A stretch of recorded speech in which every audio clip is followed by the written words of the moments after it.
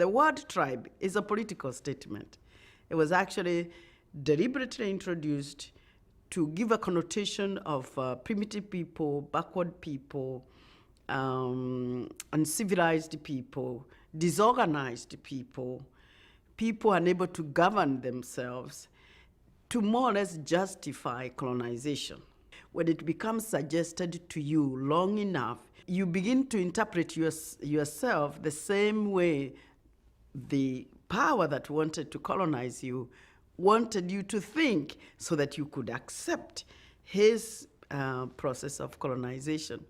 But today, if you look at it different and you say, okay, these so-called tribes were nations, smaller maybe, less sophisticated maybe, but they were nations. I call those nations, the so-called tribes, I call them micro-nations. Once we accept to lose our micronation status, once we lose that identity, I become a slave.